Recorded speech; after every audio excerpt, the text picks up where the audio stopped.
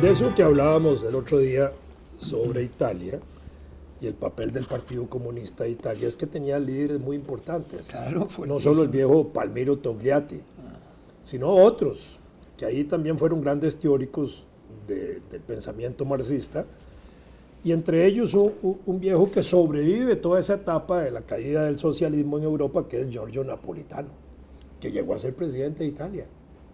¿Verdad? Y era no solo presidente de Italia, sino que era el hombre que también se reunía con el Papa para arriba y para abajo. ¿Verdad?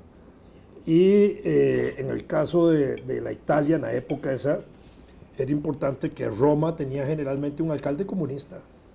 Y al mismo tiempo el alcalde era también el que tenía la representación oficial ante el Vaticano, que era muy simpático, porque la primera vez que llegó un comunista importante a ver al Papa fue Khrushchev. Perdón. El yerno de Khrushchev, y después Khrushchev. Las novelitas aquellas de Pepone, no me acuerdo quién es el autor, buenísimo, que sacan siempre al alcalde del comunista, y eran íntimos. ¿Verdad? Giovanni Guareschi. Giovanni Guareschi, a mí me encantaban las novelillas de Guareschi. Bueno, las figuras, ¿verdad? Como las ponía. En Italia, es curioso, la configuración política de Italia después de la Guerra Mundial como que se congeló por un tiempo en el año 48, igual que aquí, y fue muy parecida la situación, porque el Partido Comunista Italiano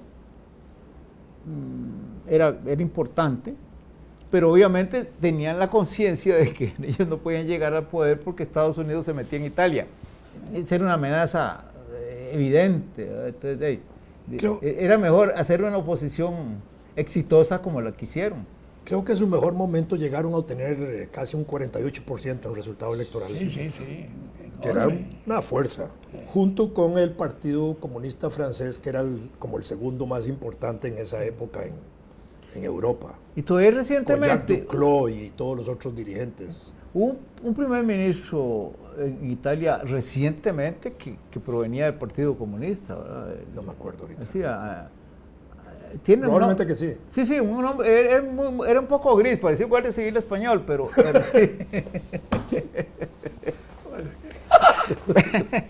pero ahí estaba. ¿Cómo era el cuento que vos decías del Guardia Civil español en la frontera? Lo interesante es que... Con los alemanes cuando llegaron, buenísimo. Después de la caída... Si no traen papeles... No. Sí, si no traes papeles no pasan. Y estaban los tanques Panzer y todo eso.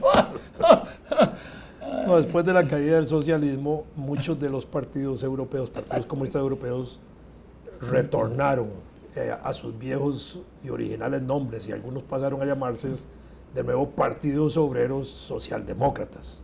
Sí. Y ¡pum!, retornaron a las raíces socialdemócratas de 1898, ese periodo. Y algunos se llaman así. Creo que pocos mantienen el nombre de partidos comunistas. Sin embargo, hace como año y medio hubo un Congreso Mundial de Partidos Comunistas en Moscú y asistieron, si no recuerdo mal, 66 partidos comunistas. Claro, a lo mejor algunos no tenían localmente el nombre. El de China, por supuesto. Ahora todos son satélites el de China, pero si China es más capitalista. Pero ¿cuánto dijiste? 66. 66. Y claro, el de Vietnam, y de Cuba, y claro, de algunos países de México, y son pequeños.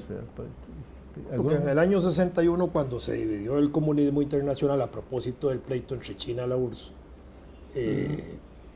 en Moscú se hizo la reunión de los 81 partidos. De los 81. Y Costa Rica participó en ese proceso con Manuel Mora, que incluso es interesante la figura de Manuel, porque en ese congreso del 61 él fue escogido para que fuera a hablar con Mao Zedong. Entonces escogieron 5 dirigentes internacionales, entre ellos el viejo Manuel, que fue a China a nombre de todo el movimiento comunista internacional a tratar asuntos de unidad del movimiento internacional comunista. El viejo se las traía. Sí, claro, muy respetable. Yo lo que siento, por lo menos por la historia y el desenvolvimiento de la filosofía comunista, es que como gobierno en desarrollo no funciona. Ahí sí Bueno, es que nunca Marx. hubo un gobierno comunista, digámoslo en términos prácticos. Lo que hubo fueron gobiernos socialistas. Y el comunismo era como una etapa posterior.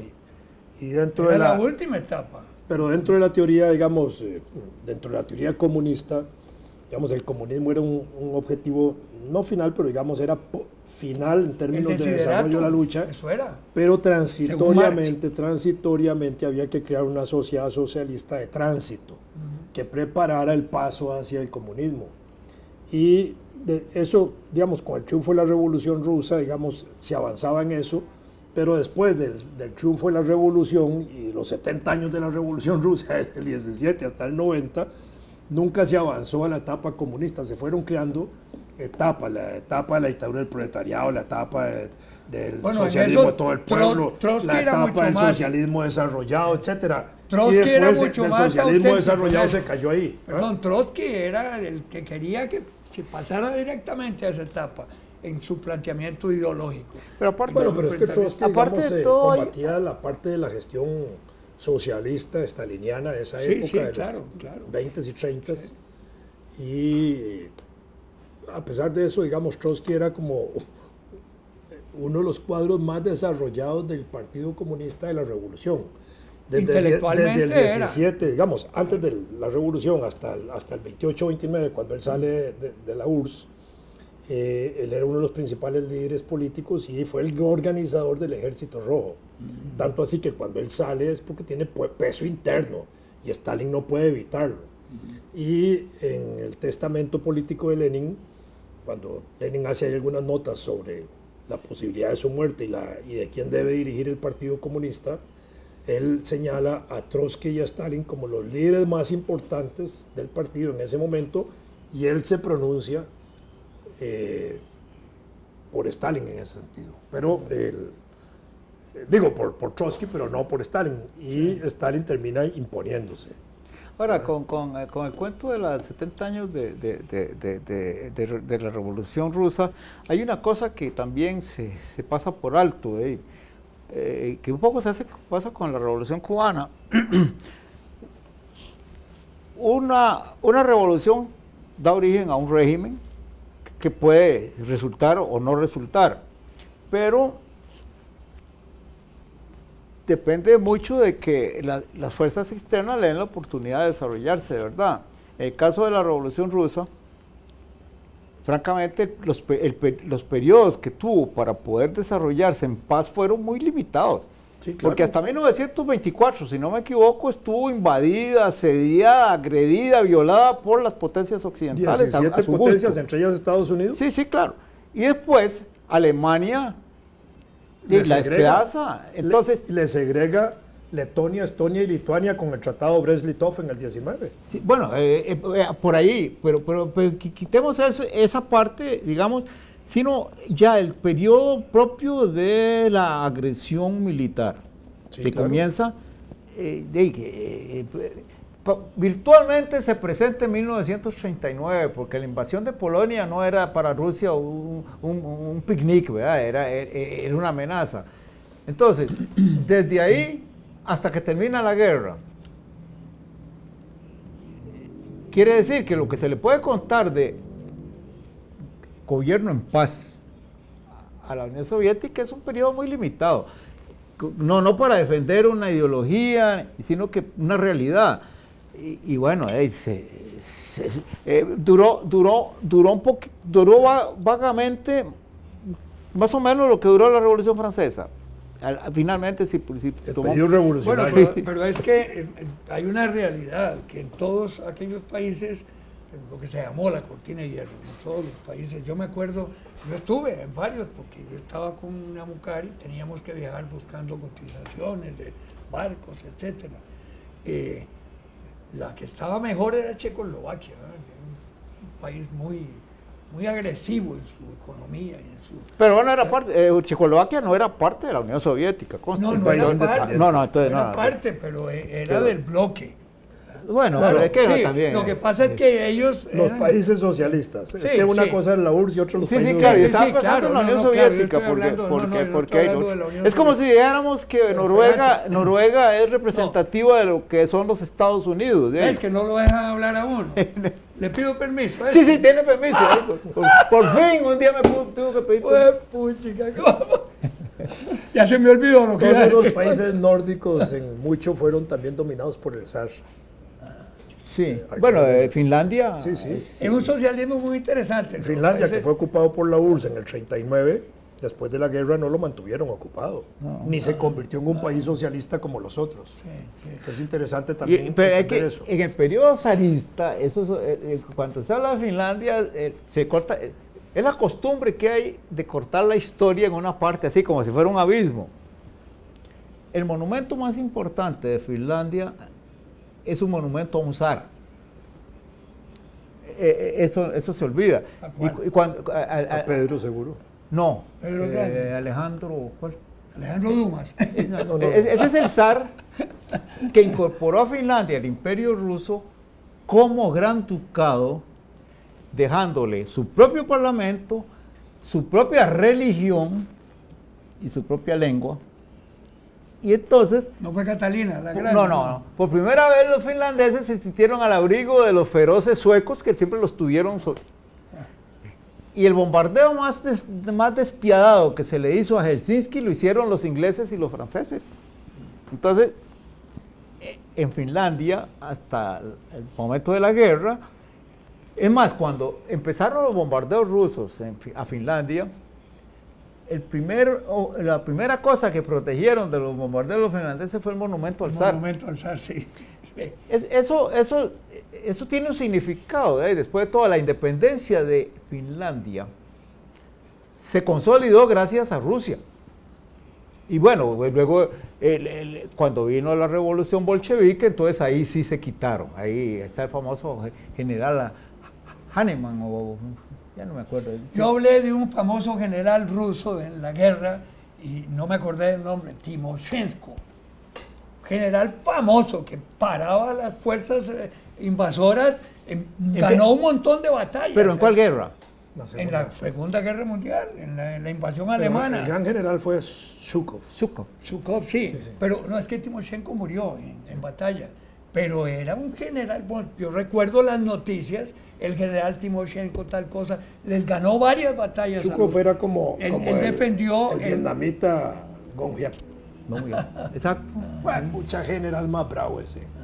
Sí, bueno, pero Tenía un librillo muy interesante sobre la guerra de la pulga, sobre las guerrillas. la ventaja es que Y la hay historia- una hija de no sé si es hija, pero tiene el mismo nombre, que fue aspirante a una... Timoshenko. posición. A una candidatura. Sí, sí. a una candidatura, sí, ¿verdad? No, yo recuerdo, me acuerdo de, como decía, comentarios de Atalaya, de la BBC. El general Timoshenko detuvo la ofensiva, tal, sobre todo en la...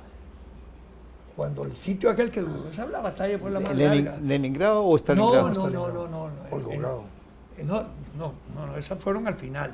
No, cuando entraron, que una parte se fue hacia el este, Hacia el norte. hacia el norte. Sí, Llegaron hasta Moscú, hasta 40 kilómetros Sí, de Moscú. no, claro. Borodino, igual que había llegado Napoleón. Sí. Hasta ahí llegaron. Hasta ahí llegaron. Se encontraron un rótulo que decía ici on parle francés. Hasta aquí. Ay, Exactamente. no, hombre, ¿cómo se llamaba este? Un monumento tremendo.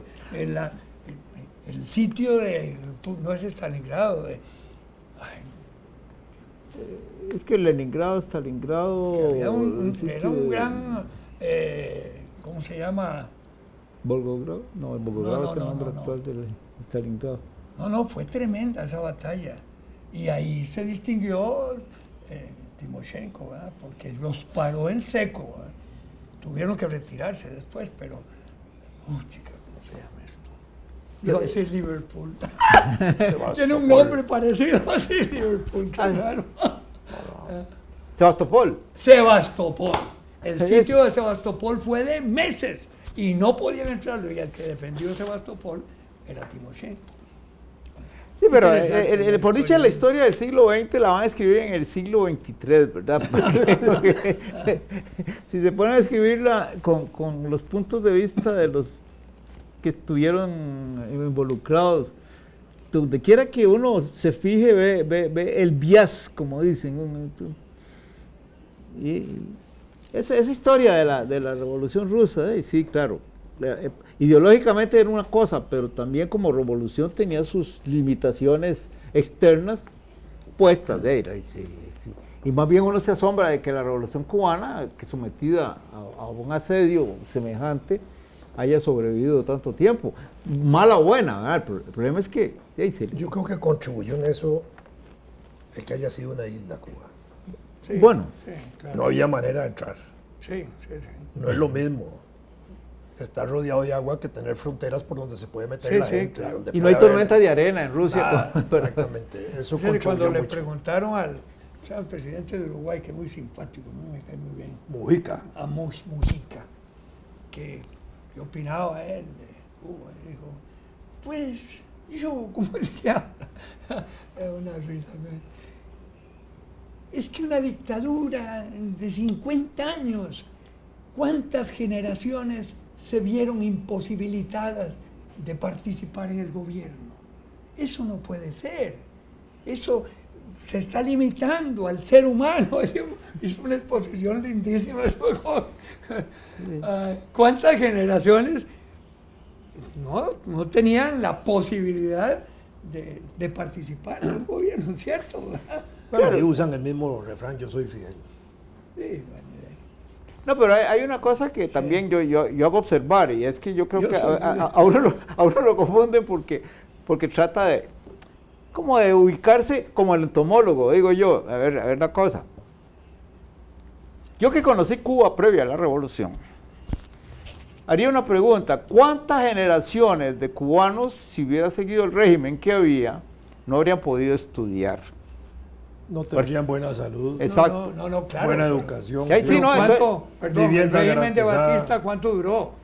No, por eso duró es que poco, pero no. había cambio, Pero no, no, duró te estoy 20 hablando del años. régimen anterior, incluido el 20. periodo socialdemócrata de los pillos de Prioso Carrasco y el otro. Y la etapa democrática de Batista, cuando era aliado Claro, no, de Calderón. pues, claro. Porque además hay que tomar en cuenta que hay un empujón que le da a la historia de Cuba la invasión norteamericana, que no tomó el camino de Filipinas milagrosamente, porque lo de Filipinas fue una atrocidad. Lo que Igual hicieron. sustituyeron a los españoles, ¿verdad? Sí, por eso. Sí.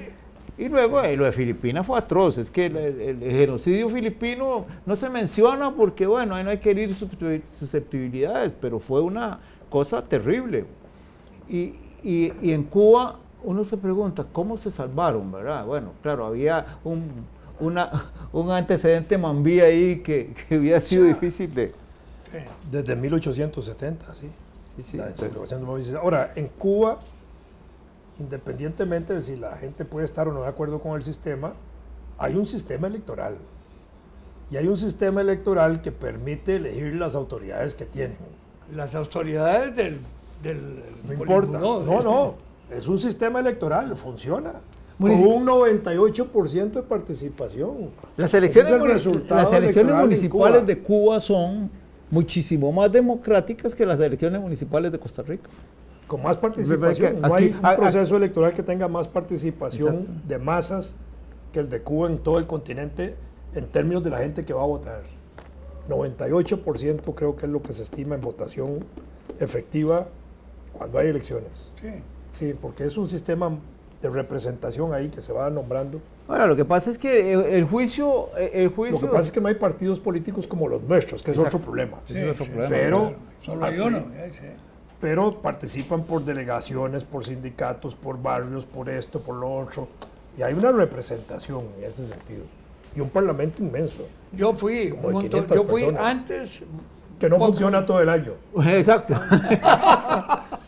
Funciona cuando debe funcionar, para tomar algunas leyes y dale. Lo convocan para actuar de determinada Es un manera. No, no, periodo. pues, Bueno, yo fui- en Costa Rica antes teníamos un parlamento que no funcionaba como funciona hoy. Funcionaba por horas.